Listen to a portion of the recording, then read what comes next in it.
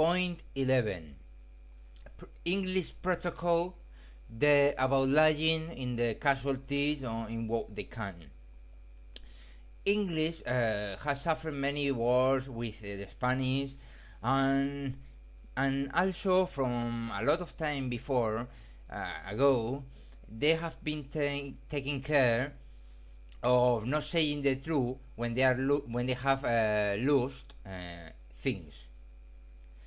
We had the samples of the combats of the princes or about the glorious. We know how they painted to the public opinion in England, and we know the truth about those combats. Or the amount of prisoners that ship prisoners that were made in the decades around 1750, more or less, that their parliament they were showing to their parliament some figures, and in the Gaceta of Madrid were appearing different figures about the prisoners that each one was making in the war, or how the English lied in the Battle of the Albuera during the War of the Independence against Napoleon. It could be the writer Napier or any other. It could be, or what happened to Cartagena de Indias, to their war and their assault to Cartagena de Indias with Vernon, or what happened in Cape Passaro. That is not a victory because it's not a battle, because the official boss English were telling the day before or days before to the Spanish bosses that they were not going to attack them, and later and immediately they attack with falsity, with will. What was happening is that the English bosses were paid by the French, one of the side of the French, or anyone, or different alliances around Europe, and he attacked in treason. That is Cape Passaro. Or, for example, the attack to the Mercedes ship before the Battle of Trafalgar, that was attacked without the declaration of war to a civil ship. The use of a red bullet, and they were using red bullet when it was agreed not to use it, and they were using it yet when they were in bad conditions, like the episode of the San Hermenegildo and the other ship, where we had two warships sunk, Spanish, shooting each other. Or we had the example of the bombing to the civils, to the town civils in the Battle of Algeciras before the Trafalgar. In the Battle of Algeciras, the English were suffering good bombing from the batteries in the land and other ships, and the only possibility was to shoot to the houses of the civilians. So we can see along history who are the bad guys of the films normally. Also, you have to understand that the English, they think they are defending their country, and it's not that. They are defending the avarice, the ambition of the bankers, the businessmen, the unfair rulers, and they bring to the English to unfair or silly wars. So they are the bad guys. Many of the wars we have had with them, they are the ones that begin because they have they want revenge from previous episodes, and they attack without saying anything. It's like in Pearl Harbor, the same they did, in Cape Passaro, in La Mercedes. What I want to mean is that the English and many others, everyone in the world, they lie a lot of time, and it's a protocol. They lie about the things about wars. The Spanish is different. We lie much less. It's very difficult to find a lie in the Spanish history. Very difficult. I haven't found yet one. Well, next point, 12. The pumps for putting water out of the ship. The English say they have double machine pumps, and that's the reason they could save their ships. And the Spanish General Escaño says that certain Spanish warships would have the same pumps that were carrying the Spanish ship Santa Ana, that this certain ship wouldn't have sunk. But in the flotilla of repression that came out of Cadiz after the battle, because a flotilla, Spanish flotilla, Allied flotilla, came out of Cadiz after the battle to try to retake some of the ships that the English had taken, or try to retake ships that were going to sink. No, these warships of the flotilla were not damaged, or very little, because it was inside the storm when they decided to go out. So these ships didn't take full part of the battle, or very little, but were very little damaged, or not importantly. And despite they were not damaged from the battle, they sank the Rayo, the San Francisco de Asís, the Neptune, and the Indomitable, without being damaged or very little, without importance of the water lines that they have in the hull. They sank. And this means that if in the storm, by damage of the combat or damage of the storm, French and Spanish ships sank independently, if they have lines of water from the combat, how 20 or 30 English ships that could be damaged from the battle and also from the storm, how no one sank, and yes, English and French, Spanish and French. We have the example of the Royal Sovereign, that is said that it didn't took part in the battle because it arrived the 22nd, but despite of that, it was carrying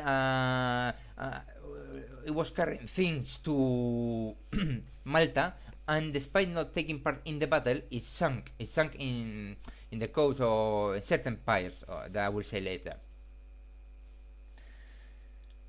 Next point, 13 point, conclusion. There are many proofs, signals, that the official English version of the Battle of Trafalgar, about what they bring to the battle or about what they lose in the battle, is a false version.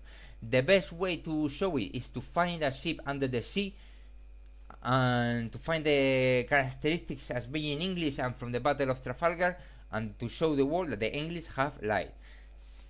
But you know, from the point 5 of this work, of this article, we know the point 5 that the English have lied in the amount of ships that brought to the battle.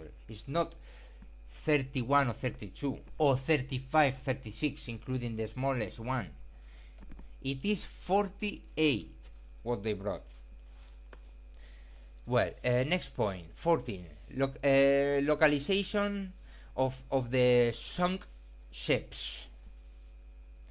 According to the extraofficial relation of English losses, they are noted certain places where they have lost the English warships. Apart from the one that could have gone to the Moroccan coast, that was one that later was taken to Gibraltar. In this case, by the Spanish coast, we know that there was sunk in the combat the Prince of Wales and the Britannia. We know that the sticks, the main sticks of the ship, of the Neptune, English Neptune, and the wheel, the low part of the wheel of the ship, of the Prince, not the Prince of Wales, but the Prince, have been found in the beach of Conil. We know that is a reality, that these two parts or these two ships have been found in the beach of Conil, which clearly points that they have been lost, the ships, because these are the main sticks of the ship and the low part of the wheel, of the driving wheel, the low part that is below the water and is very big. Bien, also we know that it has been sunk in the beach of Santa Maria the warship Tiger. We know that the English have burned at 5 or 6 leguas. I don't know in English what is. It's more than miles. To the northwest of Cadiz, the ship Tonan, burned by the English. The ship Tonan, warship. Then sunk after the combat in the coast of Rota, Le Spartiate, English ship. Then sank in the coast of Conil and also in the coast of Sanlúcar, the Minotaur warship and the Colossus warship. Note that there were two Colossus in the English fleet. One in one division, Colossus, another in one division, the Bickerton division, another Colossus, that was the one that sank in Conil or Sanlúcar. Next. And then we have another ship that gave against the coast of Conil, is the Royal Sovereign, that was carrying things to Malta. Now we know the Spanish Institute from Andalusia about the historical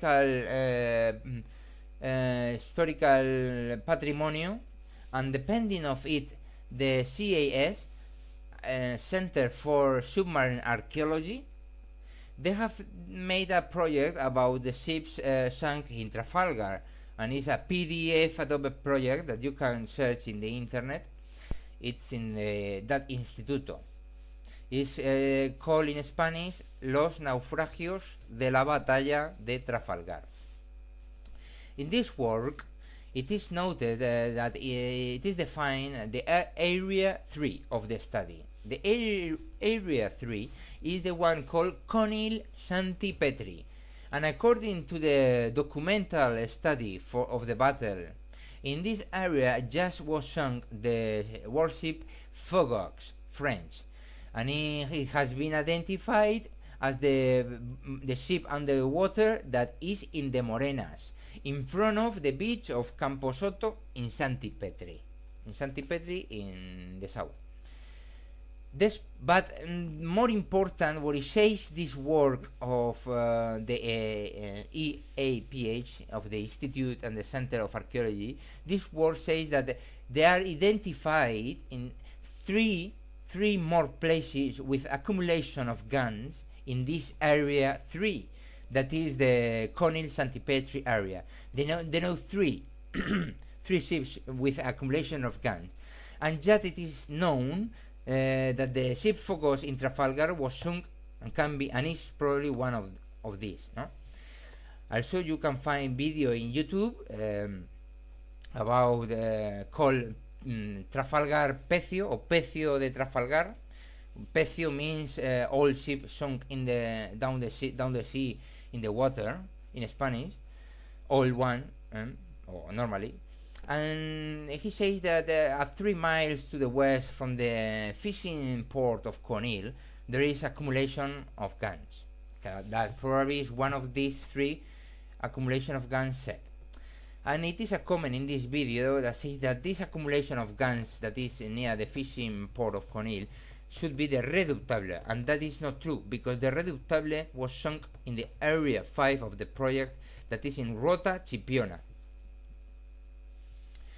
And we know that the extraofficial list from Colin Wood says that the English losses of the English division in Trafalgar were about Conil, say that main sticks of the Neptune and part important of the wheeling drive of the Prince have been found in the coast of Conil. Well, that's an addition from the observation. We know that a Minotaur and Colossus to the coast of Conil and Sanlúcar, and Royal Sovereign against the coast of Conil. So that we know that there are ships sunk in Conil, and we know that they cannot be French or Spanish from Trafalgar. And if we extract pieces that we can, and we see that it's English and from Trafalgar or from the age, or by elimination we know that should be from Trafalgar, we could break the English belief about the battle. We have open a lie with the 0.5 here, and if we find archaeological rest in the sea, we really would confirm maybe the extraofficial list and give credibility to the different data about human losses also that is in the list. We open a new way for research.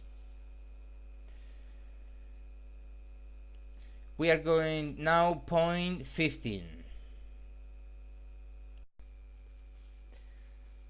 Point 11. English protocol about lying in the casualties or in what they can.